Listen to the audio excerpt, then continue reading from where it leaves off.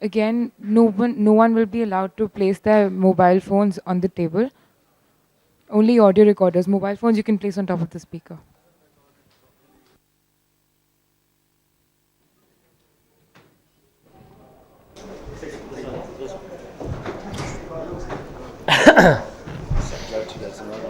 Yeah.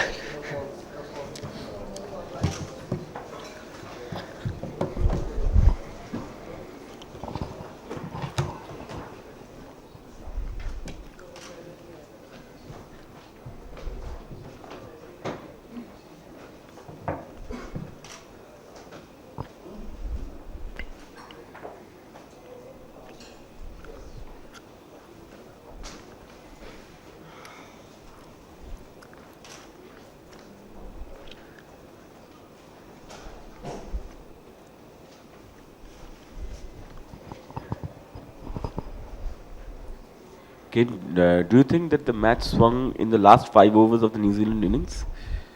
Yep. Look, I think we got off to a good start. We were 20, 25 short, and look, England bowled really well in that sort of death period, which made life very difficult. And unfortunately, we weren't able to connect as well as we would have liked. And it certainly wasn't through lack of trying. It's just sort of the game we play, and it's such a fine line.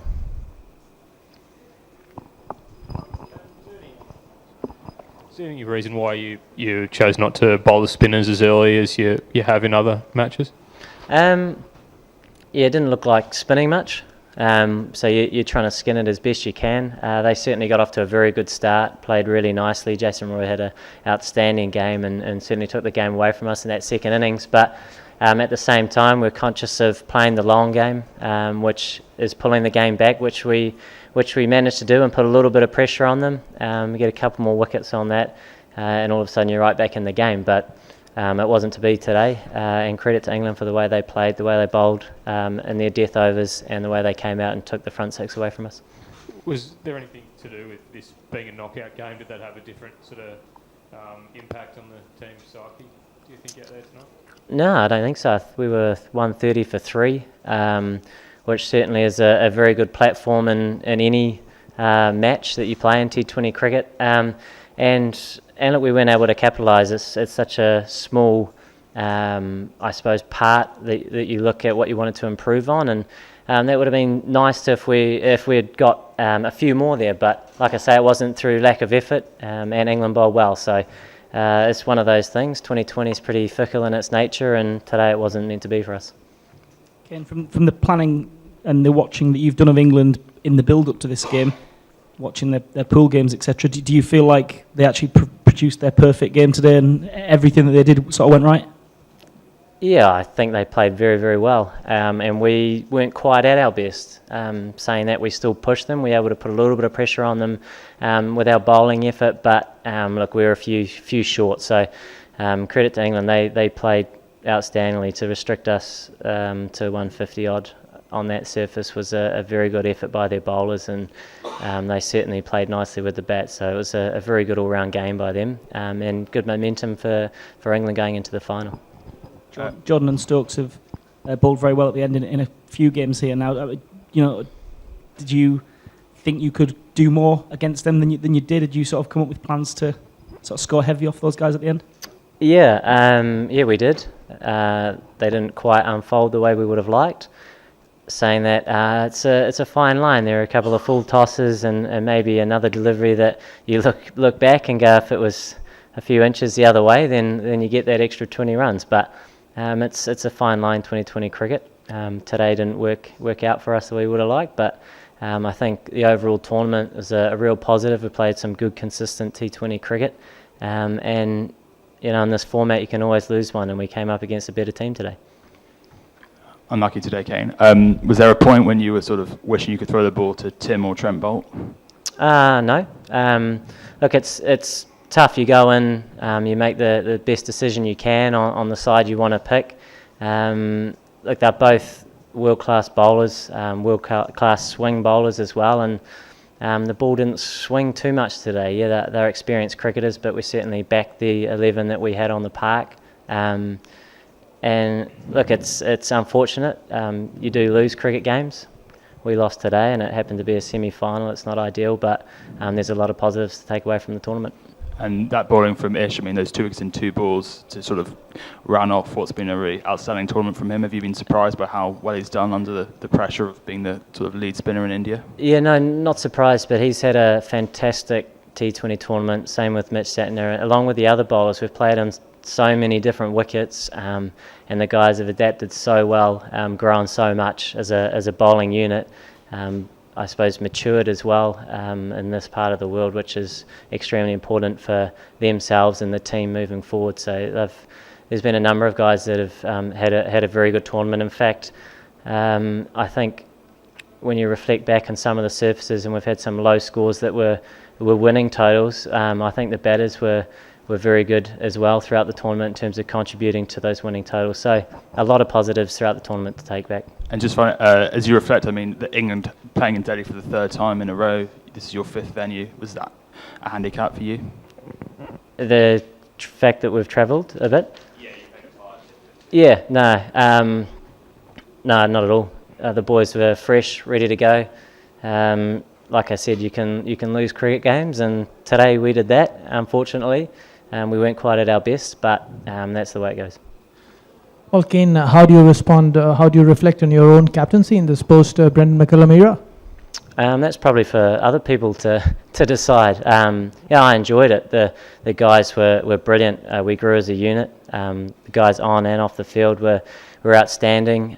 We played as a collective, which is really important, and as a team. And we all were looking to move in that same direction, play that selfless cricket that we're after. And I think there are a lot of ticks in those boxes. I think that went a long way to us playing really good T20 cricket, and it was down to a number of leaders, in fact down to everyone within the side that bought into what we were trying to achieve. It would have been nice to get across the line in this one and play in a final, but yeah, like I say, it wasn't to be today. Kane, what as a batsman would you say England did so effectively in those final overs? Because obviously, as you mentioned, some of the wickets came from full tosses, which presumably weren't part of the game plan, but in between clearly they got it pretty spot on. Yeah, their death bowling was very good. Like you say, in between times they certainly hit their Yorkers very well. And by taking those wickets off certain deliveries puts you under pressure as a new batter coming out to the crease. Trying to hit from ball one's never easy, and they were able to take wickets consistently through that sort of middle to back end period, which meant that sort of stemmed the flow of runs in that death stage. So you can look at it sort of closely in a number of areas, but at the end of the day, we just didn't quite get things right. Like I say, it wasn't through lack of trying. It's just a fine line in the game that we play. And look, we'll all be better for it, and we'll move on and be a better cricket team. Kane, based on your experience of what you've seen and what you've played against in this tournament, do you think you've lost to the most likely eventual winners here today? Yeah, I certainly think that England can win it. I think any one of the other two teams can win it. It's tough. People spoke about us being favourites at one stage and we lost. So 2020 cricket is there's a lot of unknowns, a lot of uncontrollables, and it's who turns up on the day and plays the best cricket, or if someone plays an outstanding knock or bowls a brilliant 4 overs, it can certainly make a big difference in who wins and loses the game. Look, England are a very, very dangerous side. Particularly on good surfaces, they put you under pressure the whole time with the bat, and their bowling's also good as well. I suppose now they're playing in Calcutta, which is a very different surface to the one here. So I think the team that adapts the best will win that. And what's your advice for how to play in Calcutta? Pardon me? What would be your advice for playing in Calcutta? My advice? It's a very different wicket. It's certainly slower, but I think it's important that when whoever gets to Calcutta, they read the wicket as best they can, and don't be too conservative in terms of how they want to play their cricket. Be prepared to do it differently, because the cricket you see out there might be tough to implement on a Calcutta wicket. But saying that, there's been very good ones there in the past, so we're not quite sure. Kane, do you think semi-finals is proving to be kind of like a jinx for New Zealand cricket at the moment? No, I think every cricket game you play, you look at it as an isolated event, and you accept that when you turn up to the ground, you want to play your best cricket. If another team plays better, then you tend to come second, and that's what happened to us today. We didn't win. We didn't play the better cricket. England were very, very good, and it's as simple as that. We played a semi-final not so long ago, and we went all right. We didn't come second. We came first in that one. But, that's just cricket. We move on, and we look to get better as a team and continue to improve and play better cricket. Okay. Yeah. You spoke about how fickle this format is and the number of uncontrollables in this format. Is it important to, not read too much into the results as a team when you look back into the results that you've got? And yeah, it's tough. I think it's very important to be process-driven in this format and play fearlessly. There's no room for conservative cricket, saying that you want to be smart and how you want to execute your skills in this format and do it as best you can and let things unfold to a certain extent. Sometimes in this format, the harder you try, the worse it can get, and so you want guys to go out and express themselves, and I think we did that well. We played smart and fearless cricket throughout this tournament, and certainly England are doing the same, and it's been quite contrasting. I think the two pools on very different surfaces, it's been very different cricket to watch, but that's the nature of the format, which makes it so exciting for people to watch.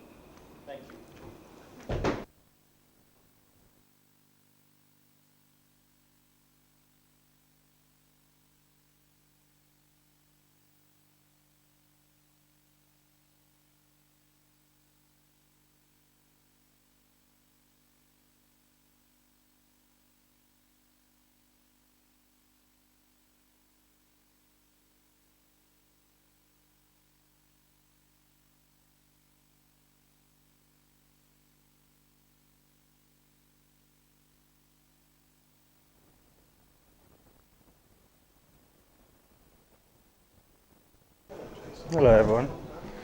Thank you.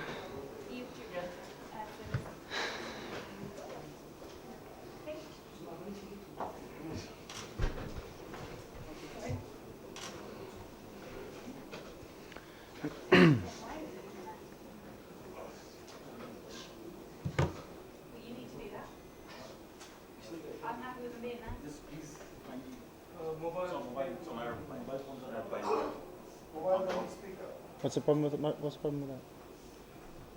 They're all on airplane mode, so they're fine. They're good. Right. Keep that go off now. Cameras ready?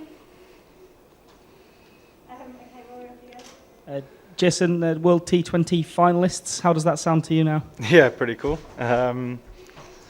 Something that after the first game was pretty far away, and after all the training and the effort that the boys have put in, it's something that we're extremely buzzing for. It's going to be an incredible experience and can't wait.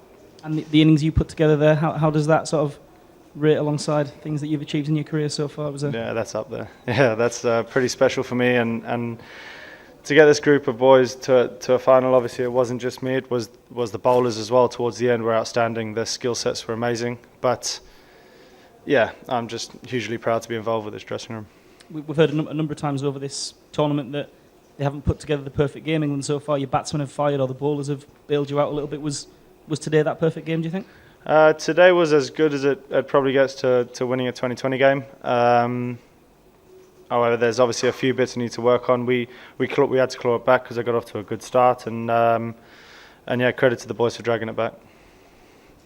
And the death bowling of Ben Stokes and Chris Jordan, they did the job against Sri Lanka, and then even better today, I think 20 runs off the last 4 overs. Does that, as a batsman, does that kind of bowling really make your life a bit easier? No, the momentum that we carried in from the end of their innings to ours was outstanding, and they grew in confidence, the bowlers. Obviously from Sri Lanka, bowling so well, and then it was just a perfect bit of practice for today. Jason, But before the tournament, there's been a lot of talk about England perhaps being an unfancied team, an inexperienced team, all these reasons why you might not get this far. Now that you're here, do you kind of smile at that thought and let your cricket do the talking, or can you kind of explain how you managed to, I guess, overcome those things? I guess with that sort of side, I mean, we had a lot of negative feedback from a few people, and to be in a World Cup final now has kind of hopefully got a few more people on our side. However, there's been a huge amount of support this whole tournament from back home and all over the world, so thanks to all those people. And I guess now you're going into a final, of course anything can happen. Do you feel that it's within touching distance, the sort of cricket that you're playing, getting better with every game, that's really within touching distance? Yeah, we're getting better with every game, but like we said before, this game today, it's just another game of cricket. It just happens to be at Eden Gardens in a World Cup final in front of 100,000 people. So it's going to be an incredible experience, but we're going to go out there and play our natural way and the brand of cricket we've been playing for the last year or so. Jason, you got 4 boundaries away in the first over. I mean, how much of that is sort of preconceived? Obviously, you don't know you're going to hit 4 fours, but is it absolute aggression from ball one? Yeah, you kind of want to give yourself a chance, but when you get off to a good start like that, there's no reason why you shouldn't just keep going. And I did keep going, and I got a bit of luck and got a few boundaries, hit the gaps, and next minute I was there, next minute I was out. So yeah, it wasn't like an idea to go out there and just try and smash every ball. To be honest, sometimes it happens where you go in and you struggle your first 10 balls, you don't get a boundary in your first 10 balls, and as an opener, that's quite tough to then start smashing it. Jason, New Zealand's plan for most of this tournament has been to sort of open up with their spinners. By not doing that tonight, did they sort of play into your hands a little bit, do you think? I don't know. They're an extremely smart side. They've got through this tournament with flying colours, and credit to Kane. But it was one of those where the balls seemed to swing a little bit for us, and then the cross seamers were holding in the pitch a bit. But I think the pitch got a bit better, and it just slid onto the bat a bit more. So their plans are their plans, and I wouldn't ever say that it's a stupid idea or something. Jason, I mean, there were times when in teams when you do all the hard work and you say all the right things and it doesn't come off. There's something kind of strange seems to be happening. You're getting wickets off full tosses and you're chasing down 230, and just weird things seem to be happening. Can you explain it? I mean, what does it feel like to you? We're not a big talking side. We're not a big kind of we're going to do this, we're going to do that, we're going to do this, and we just we allow all our players to go out there and do what they feel is the right thing to do. We've all played enough cricket to know what the right thing is to do. Yeah, if you get wickets off full tosses, you get wickets off full tosses. I don't think that's something in the nets you practice, so it's actually quite a good ball. So I wouldn't say we overtalk things. We're pretty simple. Congratulations for your innings, and I'd like to know what is your batting philosophy when you bat, what do you think, and who's your idol? And one more question, which team would you prefer to face in the finals? Prefer to face any side, to be honest, West Indies or India. Good luck to the both of them. It's going to be a great experience, whoever we come against, but whoever it is, we're gonna come all guns blazing. So I think my philosophy with batting is very simple: watch the ball and hit the ball if it's in my area. Try and hit it through a gap and hit a boundary. It's a very simple philosophy, especially as 2020.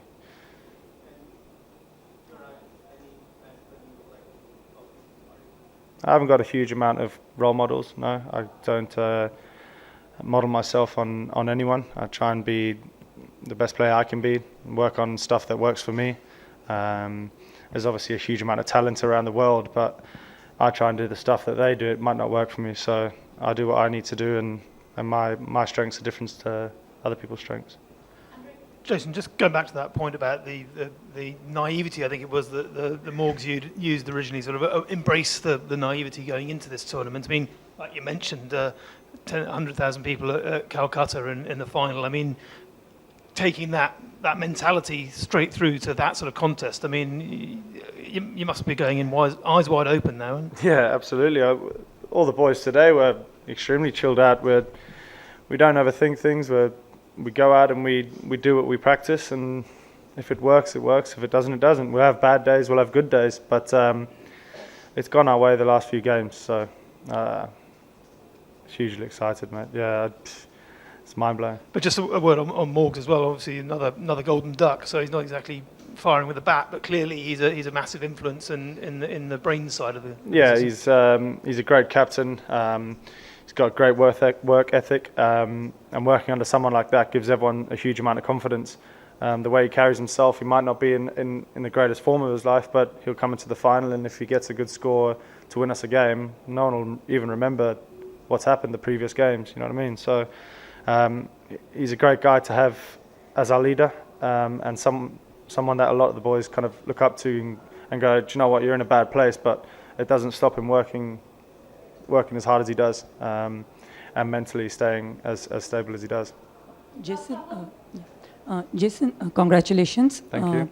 What you did today is something that we generally expect Root to do, but you took. Yeah. Okay. So, how would you like to explain? How do you guys complement each other? Because I think the batting lineup complements each other. I think the situation that Ruti came in today was absolutely perfect for him. Nice calm head on him, and he just finished it off for us. Him and Josh's explosive power at the end just to kind of nail it home. But I think we're all capable through 1 to 10 of us to do that. I think our number 9's got a 40-ball 100 in county cricket, so we're all capable of doing that. Thanks. Hi, Jason. How, as a team, how has been the influence of Paul Collingwood in the side? I mean, he has been the captain and now the batting consultant. How has been his? Yeah, he's obviously a World Cup winner, and he's a great guy to have around. He's very calm, very energetic, kind of ready when you need him, for throws in the nets and for a calm talk before the game. Yeah, he's awesome to have around. Okay, thank you very much. Thanks, guys.